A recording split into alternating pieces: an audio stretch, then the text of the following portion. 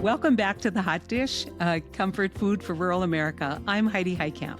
And I'm Joel Heitkamp. We're joined today by Andrew Egger. He is the White House Correspondent for the Bulwark and previously covered politics for the Dispatch and the Weekly Standard. And in other words, he knows what he's doing. Andrew, welcome to The Hot Dish. Hey, guys. Thank you so much for having me on.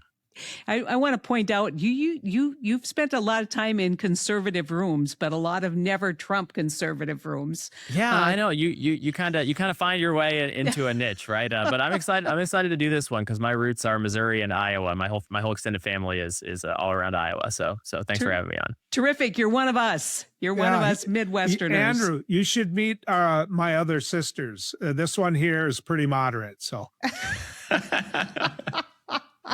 Well, listen, Andrew, we are really excited and grateful. So grateful that you're here with me.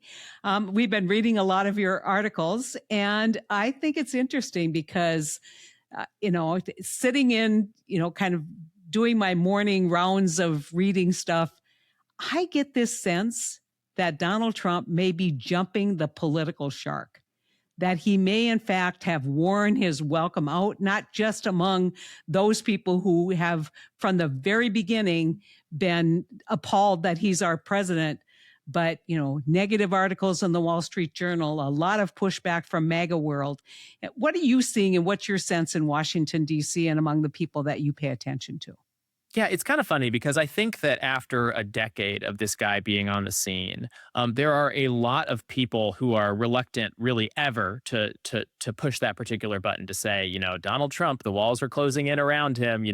His future looks bleak. Get it? No. Just because, we all lived through his first term when the Mueller investigation and all these different things where that sort of content was constantly in the headlines. And what happened? He not only survived all of that, but not only kind of didn't go down in flames, but we're a decade later, he's back to being the president, and so a lot of people are sort of gun shy about all of that. But that being said, I mean, I really do think that it is actually true, and getting truer by the day, that this is a guy who is in real political trouble. Not that there's any Robert Mueller type figure who's going to come over the horizon and save America from what's going on, but just in terms of normal, ordinary coalition politics. The coalition that the president put together in order to assemble his improbable run back to power in 2024 was a different coalition than his first time around. He retained his base and kept tacking people on, but he also made a lot of inroads with a lot of different population groups, young men, minorities, a lot of people who they didn't break for him majorities of any of these groups, but he made enough progress with a lot of them that it ended up assembling him a durable coalition. And I think that as late as, or I should say already last year, it was pretty clear as the year went on that this was not a sustainable coalition for the president, that he had kind of cobbled them together on the backs of a lot of criticisms of the previous administration and on the backs of a lot of frankly empty promises or even kind of self-contradictory promises in terms of different promises going different directions to different people, that it really was not going to be possible, even if the economy stayed pretty good, and he actually made progress toward a number of these different things. It was going to be very difficult to hold that coalition together under any circumstances. And instead of that, what we saw is him basically doing a lot of active damage, right? I mean, the president not only putting us right back into the sort of constant treadmill of scandals and sort of outrages and controversies and openly pushing against different legal constructs and fighting against the courts and sending ICE and U.S. military into American cities to sort of mix it up with citizens and not just illegal immigrants. I mean, just all of that stuff was already taking a toll, and you could see that in the polling. So much so that by kind of the beginning of this year, it was like, okay, the president has a lot of ground to make up ahead of these midterms, and instead of making up the ground, he has spent this entire year so far, the first 3.5 months of it, punching new and additional holes in the bottom of his boat, right? I mean, and like fighting a lot of new intra-coalitional fights. I mean, like he's fighting with the Pope now. He's he has launched this war in Iran, which has a lot of different people really kind of uneasy and unhappy for a lot of different reasons. Certainly the people in his coalition who are extremely anti-war are not at all happy about this. But you don't have to have a lot of opinions about foreign policy to be unsettled by spikes in the price of energy, spikes in the price of a lot of things that are reliant on energy, spikes in the price of fertilizer, or like anything you'd buy at the store. I mean, we're in a position where the first thing Donald Trump has to do is figure out how to get back to just where he was at the beginning of 2026, where he was already in a lot of trouble. Andrew, he has to stop digging the hole deeper. Yes. I mean, when he was in a hole and he's dug the hole deeper, and he's dug the hole deeper by alienating a lot of people and his base. And Joel, I know I ask you this question every time we're on, because you talk to people in some of the most conservative places in America every day, not just on the radio, but in your day-to-day conversations. So once again, your answer always is they've gone quiet. They aren't defending him. Have they started acknowledging that there is some real challenges that he is presenting to the American economy and the American people? Well, but as you pointed out, when you're in a hole, quit digging. I mean, he's got two big things there that he did for my area. My area is Catholic and it's Lutheran. Those are the two things it is. You don't punch the Pope in the nose. You just don't, or you're going to get in trouble. Believe me, been there, done that. And so that's one. The other thing is my area is isolationism. I mean, it is. Even going back to every war this country fought, you've got a bunch of immigrants who are out there working the land, and their forefathers and mothers came here to get away from whatever country they were in, and they don't want that to be part of their life. And so there is another factor, and this question is for both of you that I want to ask. Is he lost his game? Has he lost his game? Can he not physically, mentally do what he was saying, Andrew, before that kind of would cover his keister a little bit? It just seems to me that he ain't up to this anymore. So I'm going to just offer just an illustration, and then we'll switch it over. Donald Trump has always kind of like his whole narrative is two polars, right? I alone can fix it. I'm the most powerful person. I'm the smartest person in the room. And on the other end, I'm the biggest victim, right? I've been victimized, the Russia hoax, which wasn't a hoax, read the reports. And so he's always had this kind of dichotomy of theory of his case. One is which I'm all powerful and I'm the smartest guy in the room and can do whatever I want. And the other is I'm the most picked on, I'm the biggest victim. I'd say to you, Joel, he's not projecting I'm powerful. He's projecting victimhood almost consistently. And I think that's one of his problems. Andrew, I'm curious from you. Does he still have game? Yeah, I think I'm a little bit of two minds about it. Let me explain what I mean. I think that if you're talking specifically about the question of can Donald Trump maintain sort of the magical hold on the Republican Party that he has had, for going on a decade now, I have yet to see any real evidence that is less effective than it used to be.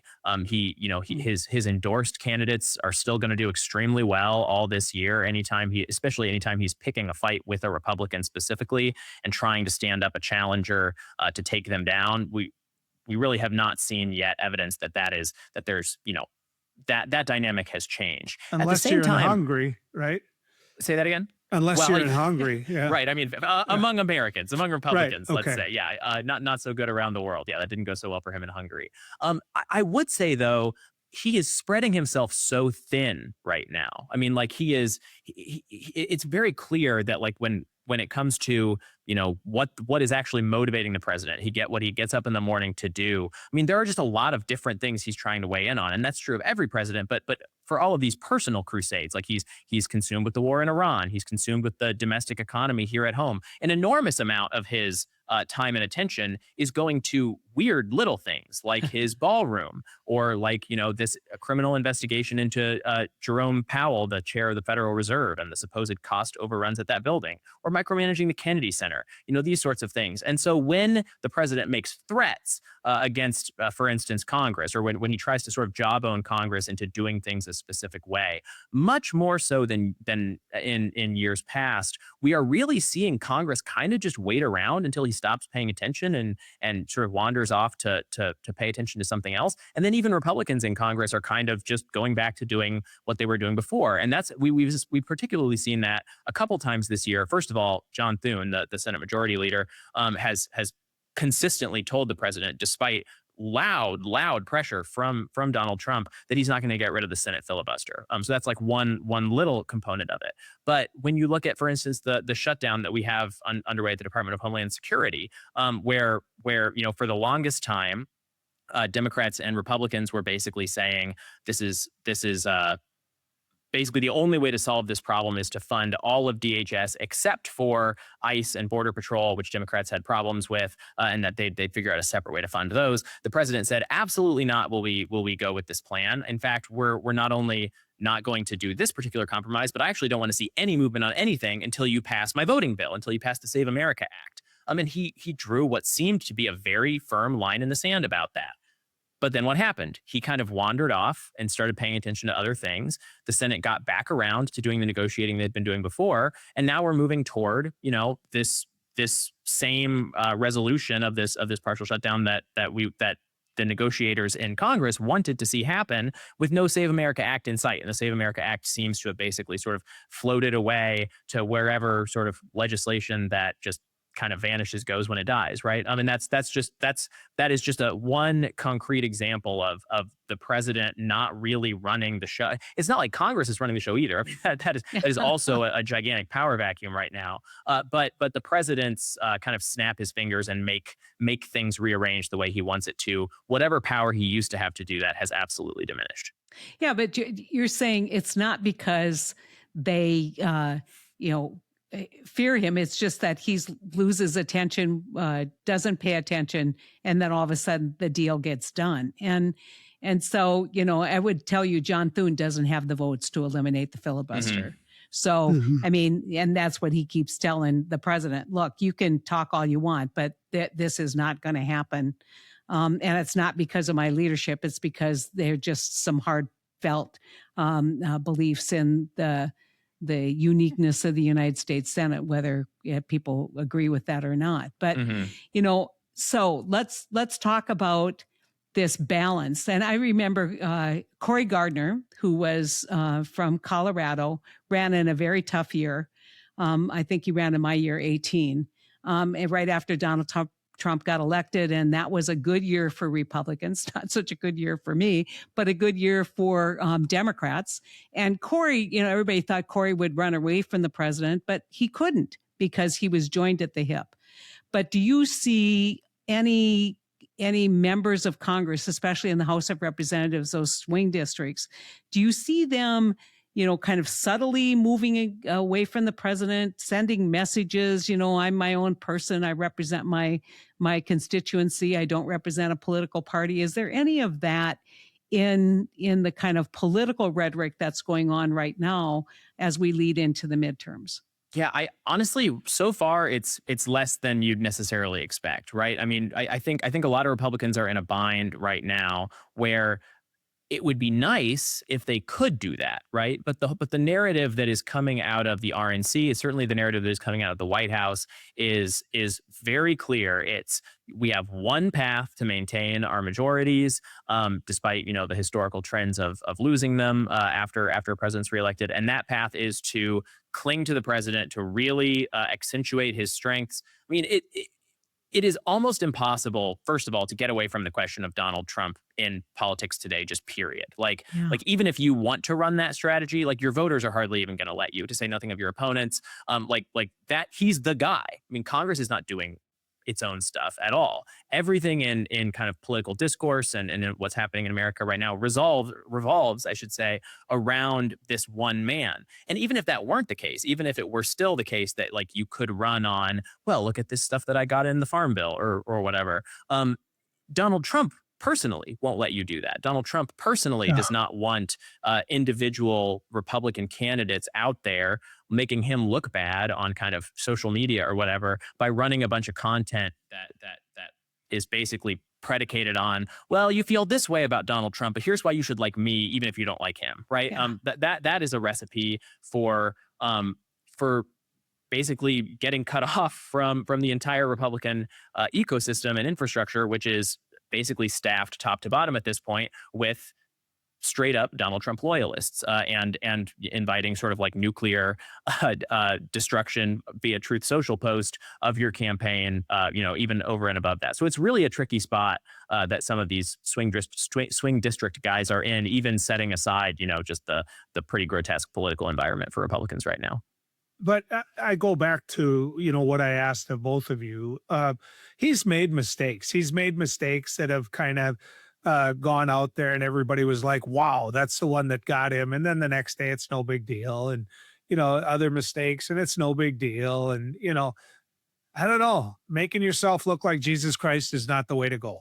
And that was a pretty big mistake, you guys. That was a big time mistake. And I think it played into the whole fight with the Pope. I think it played into Congress living in fear versus now going home because they know that there's in many of their constituents' eyes, one person way more powerful than the president. And that's the actual Jesus Christ. And so, to me, he's just making mistakes that, one of the things, Andrew, that the people that tune into my show, that call into my show, asked me one time, and I think they believe the same thing. They said, can't you say anything positive about this president?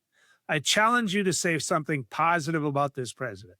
And I said to them, well, the one thing that I will say positive is he kept his word. He's kept us out of war. I can't say that anymore. I can't. And they don't like it either.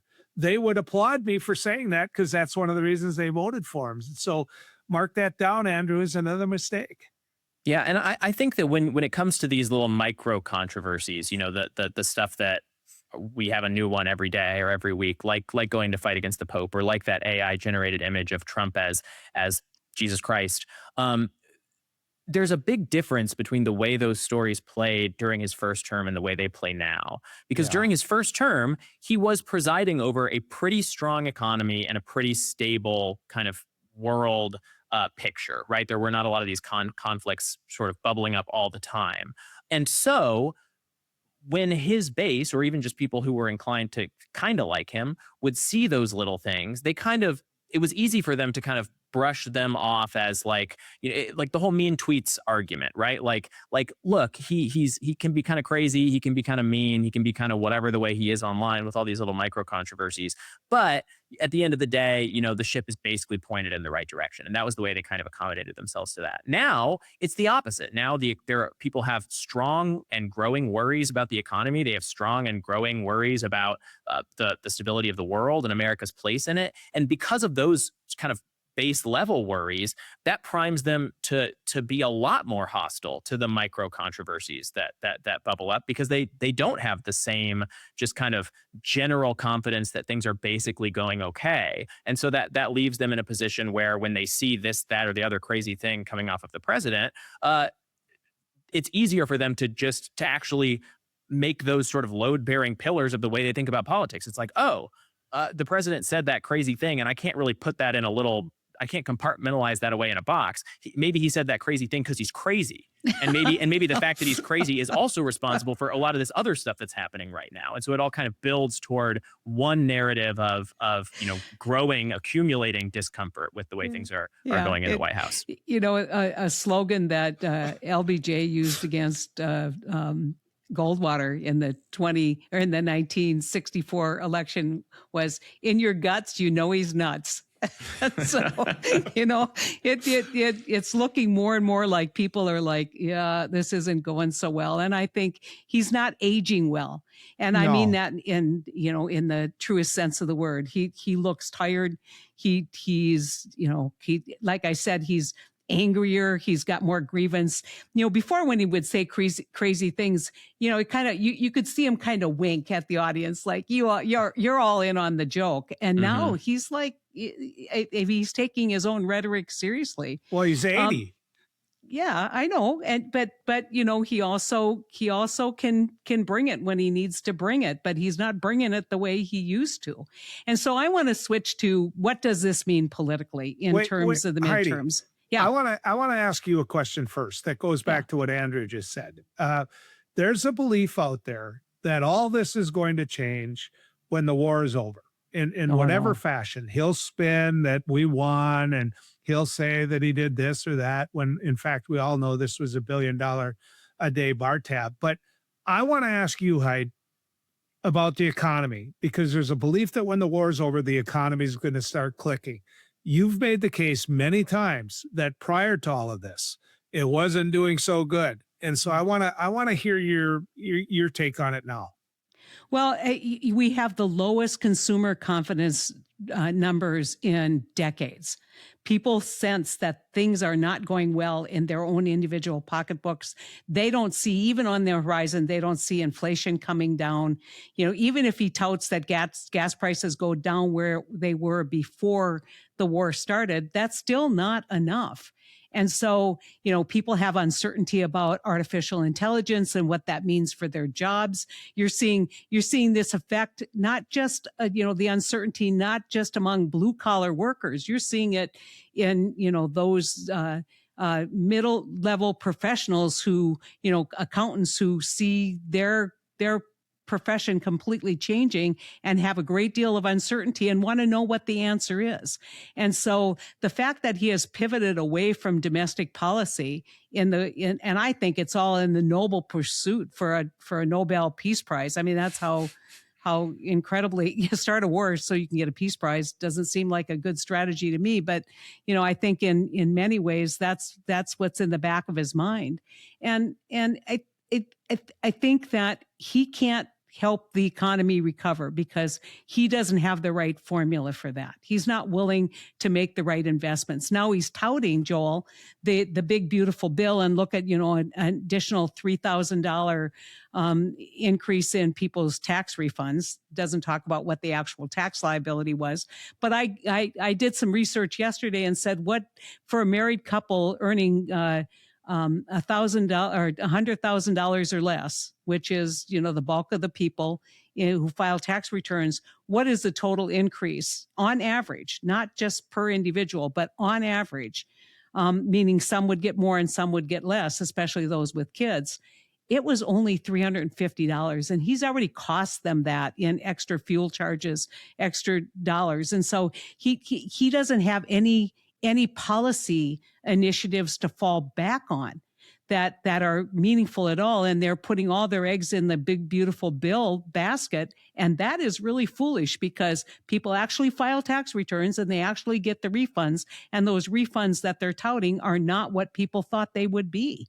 And so he doesn't have an economic strategy right now other than, trust me, it'll get better. And people don't trust him anymore on the economy. You see that over and over in the polls. And so he was in an economic hole before this war started. He dug that hole deeper with increase in fuel prices and with more uncertainty in terms of investment. He's back to a tariff regime that he just refuses to give up on tariffs. And he doesn't he's not responding to the economic conditions that are on the ground. And that's going to hurt him. And it's definitely going to hurt the folks in the midterms, his party in the midterms. I want to talk about the midterms because I think, Andrew, you and I were talking before we got on the podcast about Iowa. Mm-hmm. And I want to throw Ohio in there too. So today, you said there's new numbers out that shows some pretty remarkable numbers for Democrats in Iowa. Let's talk about that. Yeah, so this was just an Echelon Insights poll, which is a Republican polling group out here. I guess a polling group that a lot of Republican campaigns use, but they're well respected for the work that they do.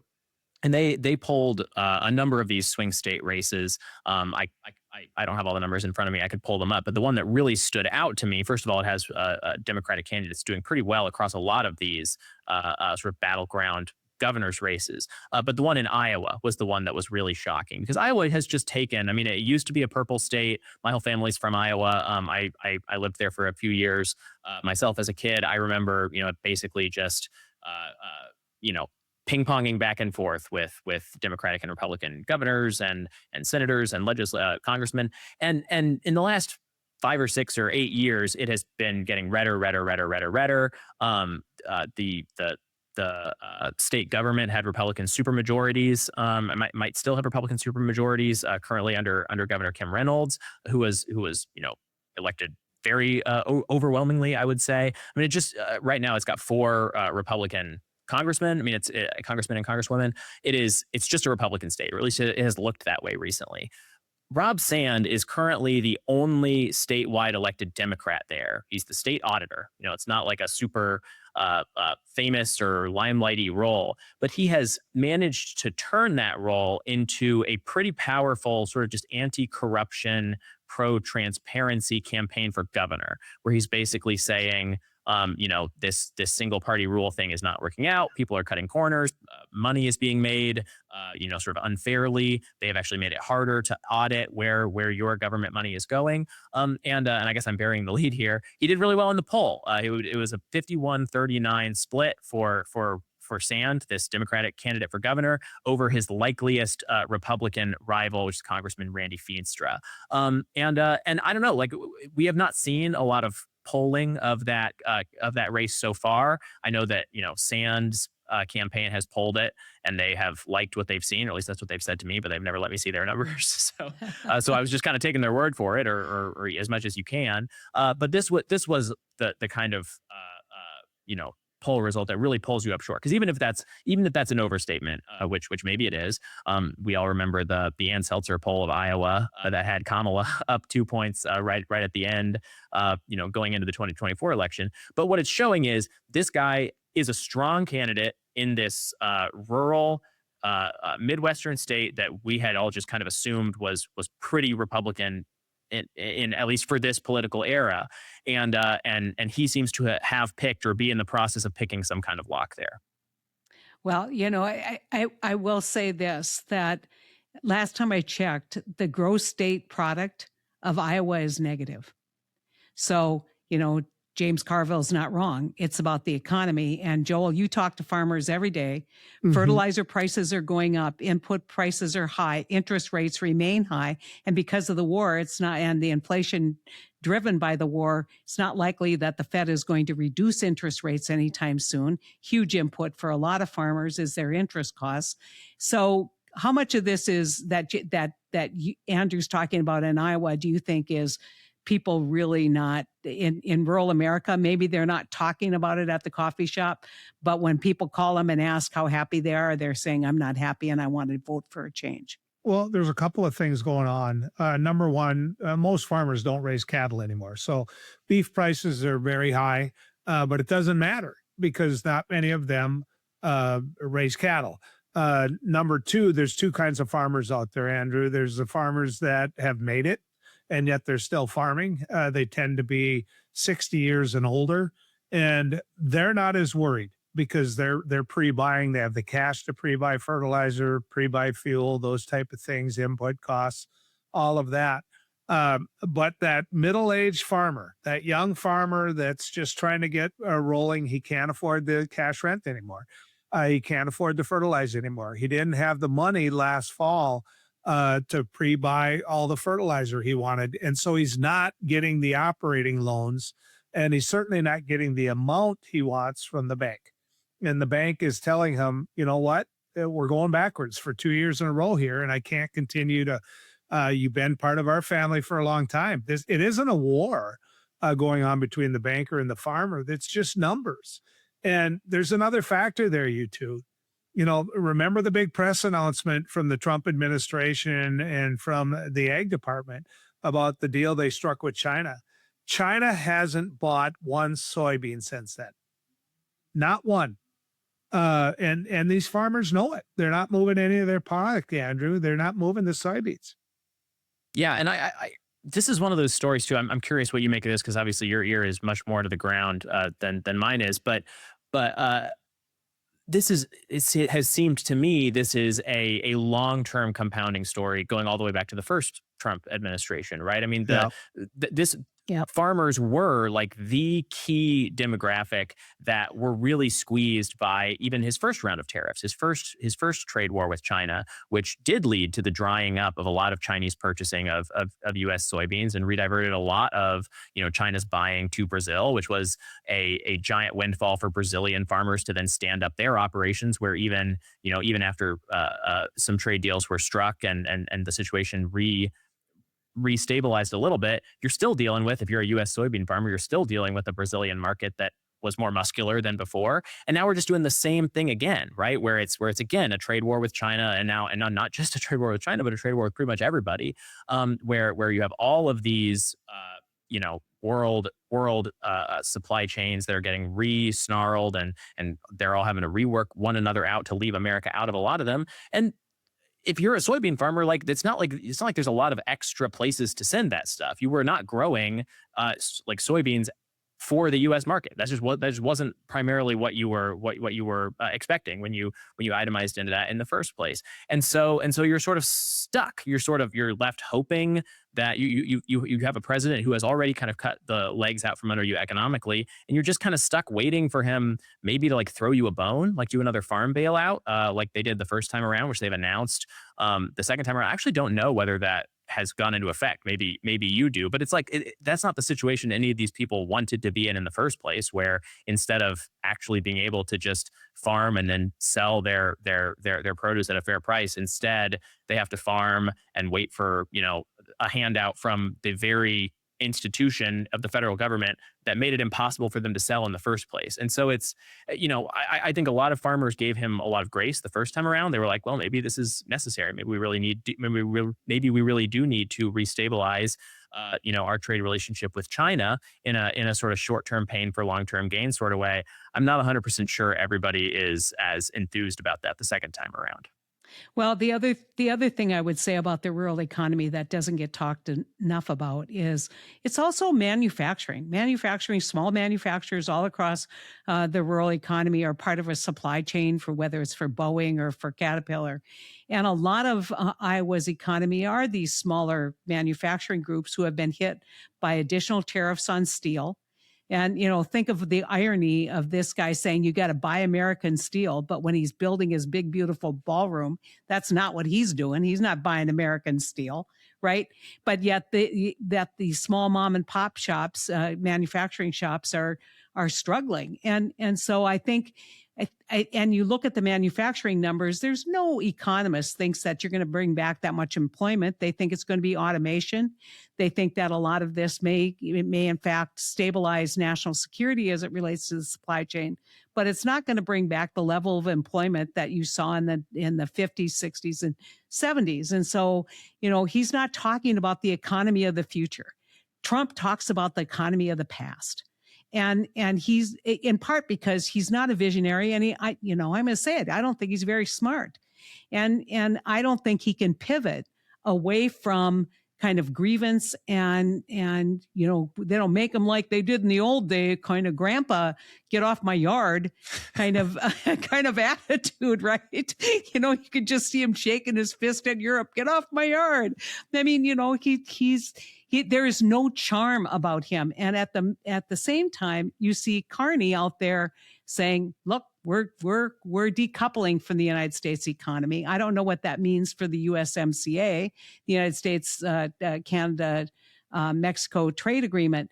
But I will tell you that the global economy, and I've spent a lot of time global leaders. I was in Munich and spent a lot of time talking to folks consistently about this. They're pivoting away, and that pivot's real and it's permanent unless something happens to bring them back. And sending J.D. Vance to national security meetings to insult our allies is not the way to do it.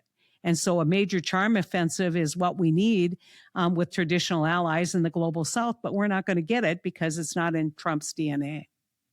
Yeah, I mean, some of these stories, it's just the kind of stuff that like really makes you sick at heart to talk about, right? I mean, it's just there's a reason why Trump and his sort of economic populism pitch struck such a chord with so many people in so many of these like kind of more hollowed out or hollowing out parts of the country, because it's true that they just didn't really feel like anybody else had a plan for them, and that they were just kind of being left behind. But unfortunately, the thing that Trump pitched was smoke and mirrors across a whole bunch of these different policy areas. And it really was just kind of like a put your trust in me, I'm going to put it back the way it was. And it was never based on anything. It has only ever, his attempts to put something like that into practice have only left these places, poorer and worse off and more desperate than they were before. But it's also true that it's not like there's any other super great plan. I mean, I don't know, maybe you're more familiar with what's going on in Democratic policy circles than I am. But my basic understanding is just that like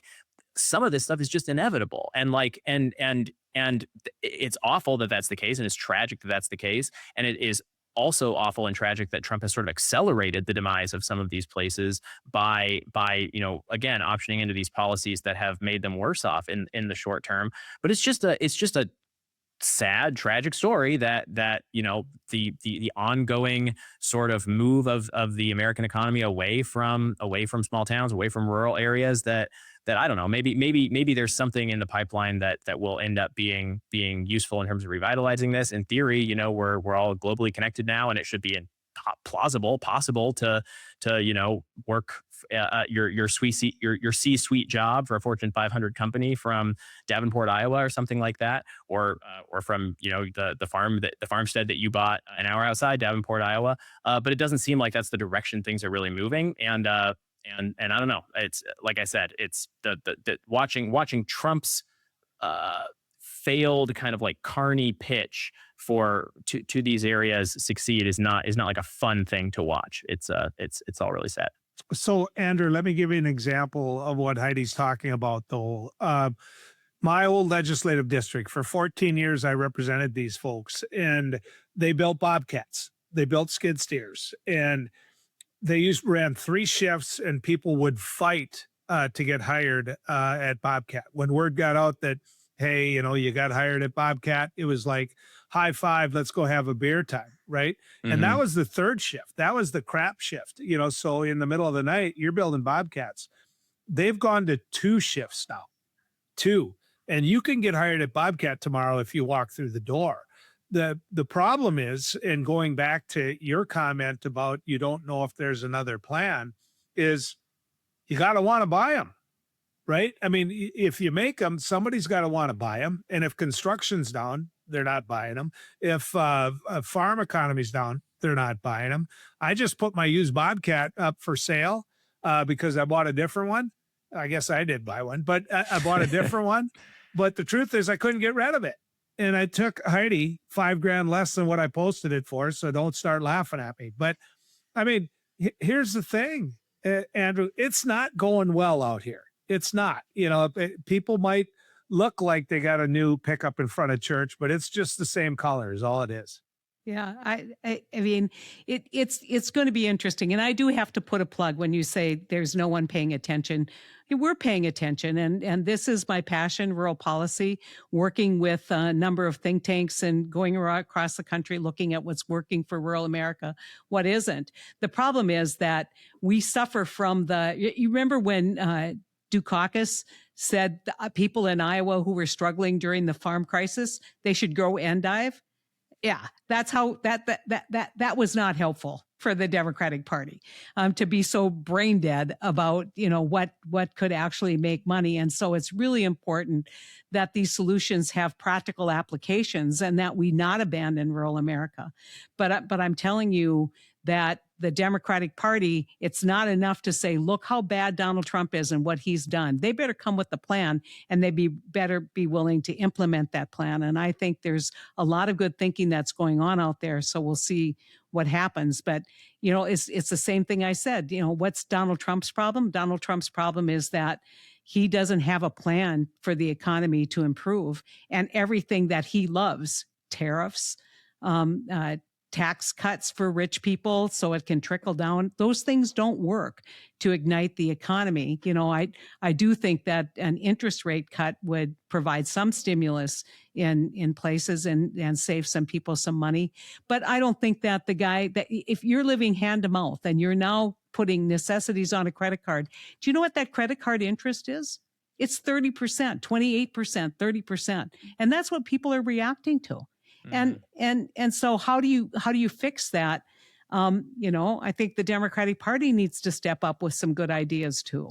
Yeah. And look, like just from my personal point of view on all of this stuff, like my dad is a Lutheran pastor. My dad was a parish pastor in rural Northwest Iowa for a chunk of my childhood near Storm Lake, Iowa. I have another grandpa who lives in Whatshire, Iowa, South Keokuk County, South Central Iowa, really small town. He's been a pastor there for his entire career, basically. So they very familiar with like the rural and small town Iowa, the people there and everything, even though I've been, way out east now for a decade. But I just think like the thing about Donald Trump, right? I mean, the economic revival pitch that he made is basically, kaput. There are probably still people out there who are waiting, really just kind of hoping against hope for it to land. But there are not as many people as before doing that. The part of the problem, though, and part of his durability with his base is that that's not the whole pitch, right? I mean, his other big attraction to a lot of these people is that, the way that they feel sort of economically forgotten and economically sort of downtrodden, and the sort of despair and cynicism that has sort of bred in them for a long time. He also has a very powerful emotional pitch to them in kind of the negative way, in the sense of like, well, maybe I'm not actually going to land this plane of revitalizing your rural area or revitalizing your town, but at least I can sort of offer you the satisfaction of watching from afar while I go after all of your enemies and the people that you sort of perceived did this to you in the first place. And I have not seen any indication that Trump is at all trying to take his foot off the gas as far as that's concerned, right? I mean, it's still very much a presidency that's focused on punishing his personal enemies, punishing the sort of perceived enemies of the Republican Party, whether that be, just elites or Democrats or the media or whoever. And I think that, that is going to be the thing that sort of absent some actual solutions like the thing that you're talking about, that sort of powerful negative pitch is not going to go away. Yeah. Well, Andrew, from now on, I'm going to call you Hi- PK. Preacher's kid. That's right. This, and by the way, you Lutherans sing every verse. My wife's Lutheran and I'm Catholic. So I know all about this. But let me just say this. I should run for president then, because I do have a plan. The first thing I do is take all the damn tariffs off. Let's see what rock and rolls after that. Andrew, I saw a piece that you wrote saying Donald Trump only fires women, and that other people certainly have qualified for being fired, whether it be Hegseth or Patel or whatever. Speak to the piece that you wrote. So this has been a strange thing, right? I mean, first of all, for basically the whole first year of Trump 2.0, there were hardly any firings at all, at least relative to the first term when it was like a revolving door. It seemed like there were constantly, there's a lot of palace intrigue about who was in and who was out. Really, the only guy he lost the whole first term, it was not a cabinet administrator, was, I believe, his national security advisor, not a cabinet secretary, I should say, his national security advisor, Michael Waltz, who was, if you guys remember Signalgate, he was kind of the guy who was holding the bag for Signalgate when they brought the editor-in-chief of the Atlantic on a highly classified military planning signal text. But recently, it has sort of transpired that we have this new pattern of the women. The women in the cabinet have been having a tough time with it. It was Kristi Noem, the Secretary of Homeland Security. Then it was Pam Bondi, the Attorney General, and now just yesterday it was the Labor Secretary, Lori Chavez DeRaymer, who have now been out on their ear. And I don't know exactly how to parse this. I don't know if there is actually some specific thing that's firing one way in Donald Trump's mind for the women and another way for the men.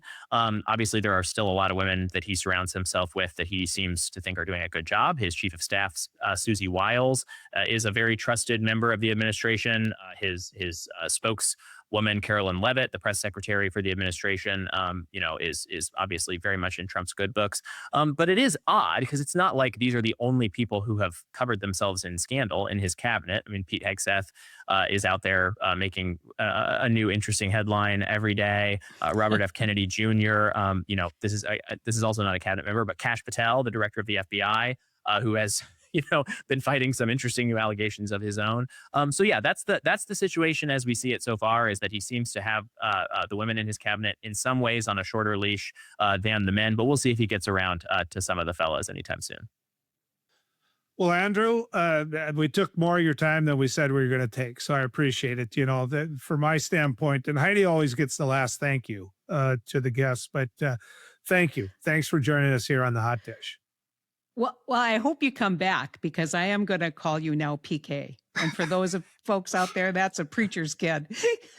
That's right. I've heard that many times. Small town many times in my America, life. they were always the wildest. They were always the least disciplined. So tell us, Andrew. Not me, Heidi. I was pretty good. I didn't run into that stereotype until later. Maybe I could have made better use of it, but no, I mostly towed the line. Well, in the Catholic world, we would say you weren't an altar boy.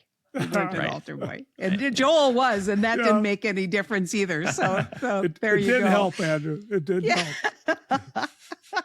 At least you didn't steal the wine, Joel. Did you? Well, as far as you know. Listen, Andrew, I hope you come back. This has been fun. And, the predictions of his demise have always been premature. And he's like a cat. He's got 9 lives, but I wonder if he isn't on his 8th. That's the best thing. You can bring me back and you can throw it back in my face when he obviously survives yet again, despite all these predictions. No, thank you guys for having me. It was Take fun. care. You bet. Thanks for joining us on The Hot Dish. Well, that was an interesting conversation, Joel. Just an interesting conversation with a guy who kind of knows a little bit about our part of the world, Joel, kind of keeping his finger on the pulse still, kind of moving forward. And so he had previously, basically represented, wrote about politics at the Dispatch and the Weekly Standard. And for those folks who don't really know what those publications are, they're very conservative publications, but not Trump publications. Yeah, and now working for the Bulwark. And I have to tell you, if you follow that very closely, you're going to see a seed bag in the background that says Minto, North Dakota.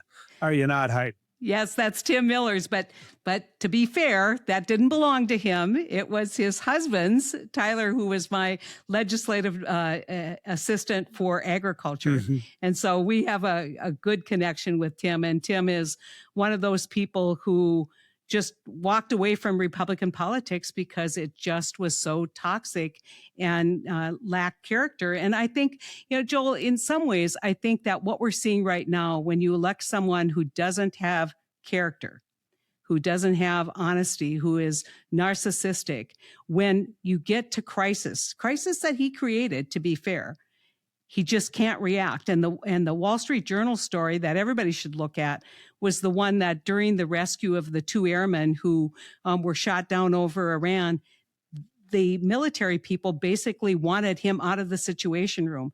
That is if that report is right, if the Wall Street Journal, and it's not some rump organization, if the Wall Street Journal report is right, Joel, that military people can't have him in the room when they're making major decisions, that should terrify us. Yeah. Well, it goes back to when you and I built that first lake cabin, had all that spare wood. I lit the fire. I was one of the ones that put it out. When you light the fire, you shouldn't get credit when you put it out. And by the way, it almost cost us the lake cabin. Wasn't one of my brighter moves. But, at that point, the lake cabin wasn't really worth much. You could go scrounge up a few more 2x4s. Yeah. I mean, from humble beginnings. But Joel, thanks so much again for co-hosting with me. It's always fun. It's always fun when you have a bright, smart young man on with us. And I can tell you, you can learn a lot more about us at One Country by going to onecountryproject.org. And be sure, and I mean it, be sure to follow us on Substack, Facebook, and Blue Sky. Yeah. When we'll be back next week with more hot dish, comfort food for rural America.